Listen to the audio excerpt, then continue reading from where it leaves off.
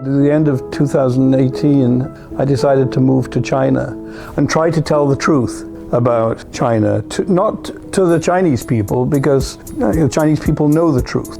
I mean, they know how they lived 20 years ago, 40 years ago, 60 years ago. They understand that China has made huge progress. But overseas, people were afraid of China for all the wrong reasons. So I decided to stay in China and try to help bridge the gap, what we call the information gap, so that people would understand. I don't mind if they do not like China. I don't mind that. What I mind is that they do not like China without knowing anything about China. So I decided to come and see if I could spend a little bit of my career trying to tell Chinese stories to the rest of the world. And I've been here ever since.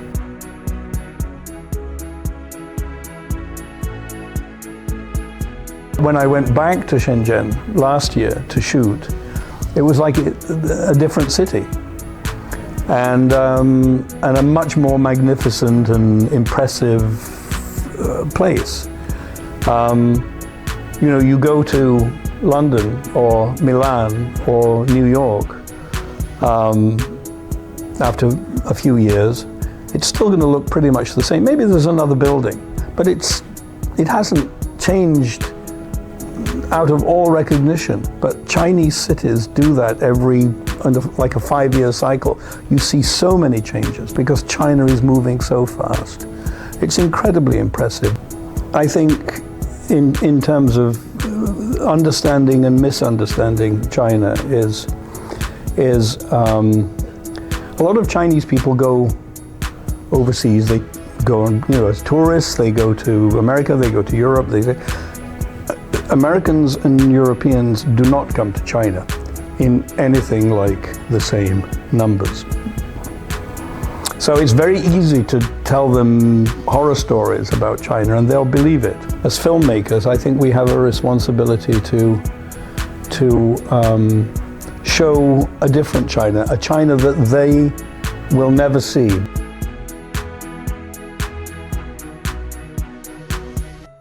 What we try to do is to represent Chinese people who in some way or other are very similar to people in France or England or America. They're not special. None of the people we put in our films are special people. They're not prize winners, they're not leaders, they're not fancy people. But they all, in one respect or the other, they all show kind of the best of the Chinese people. They work hard, they suffer sometimes, they don't always have an easy time. They have trouble in their lives, they talk about those troubles. They talk about not making a lot of money and wanting to make more money. They talk about making money but having to send money back to their hometown or to their village where their parents maybe are sick. These are very normal experiences for Chinese people. Whether they are rich or poor, we try to show that they are very similar in terms of the way they live their lives. If we can draw similarities over vast areas of the world, if we can say, yes, you live in Philadelphia, but you're just like this guy in Wuhan, or you're a farmer in Yunnan, but the things that you worry about are the same as a farmer in Iowa. So, in a sense, what we're doing is we're making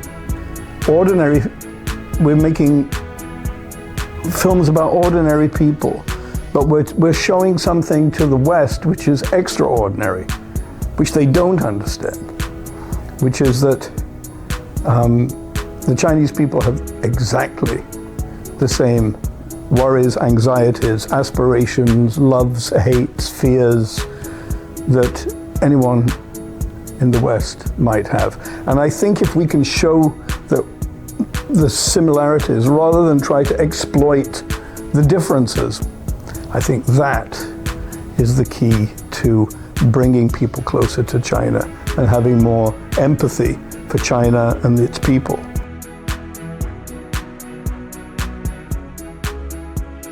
And it's a story about a young woman who was from Yunnan, who had a very difficult life when she was young. She wanted to be productive. She wanted to be everything that she could be. She did not want to just be an ordinary wife and mother. She had ambition. And slowly, she found her way in life, and she is driving a 18-wheel truck across China. She's a long-distance truck driver in China, and she's found her place in Chinese society. She's making money. She never had money. She has, she's a single mom, and she's looking after her child. And it's a very, in a sense, it's a very ordinary story, but it's about an extraordinary young woman who, in today's China, has been given the chance to make money, to step out of the normal jobs that a young woman like that would have, very menial jobs. The story really is about how China is now giving people new opportunities to fulfill themselves, to fulfill their dreams, to make more money, to live a better life. That's a tribute to China. It's a tribute to the progress that China has made, and it also shows that women are coming into their own. They're becoming a responsible and important part of the Chinese workforce, and I think that's great. So that's a story which I particularly I'm very fond of, and in fact we're taking that story now. It was a documentary, and now we're making it as a feature film. We're going to make a movie about her story, or inspired by her story, and because I think it's, when people overseas see it, they will understand something quite special about what China can give the Chinese people, which is good.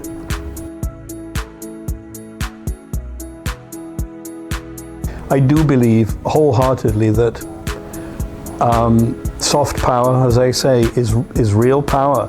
And one thing that leads people to admire a country is to see the dramas and the narratives and the stories and the comedies and the love stories and the thrillers and the horror movie. It doesn't matter. Just to see one aspect of a place you've never, we can't all afford to get on an airplane and go and visit these places, but we can understand a little bit about those places just by watching their films. So I wish there was a more considerable effort on the part of China to send its films overseas, because the films are good. This is the perfect moment for China.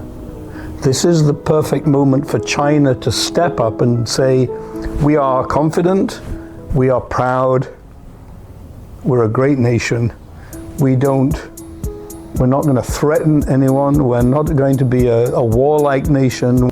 China should appreciate that it has a moment in history where telling its own story, soft power, can really have impact around the world.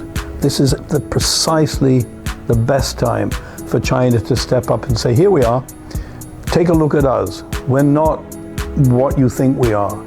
Come and see us, come and visit us, come and spend time here and see the truth.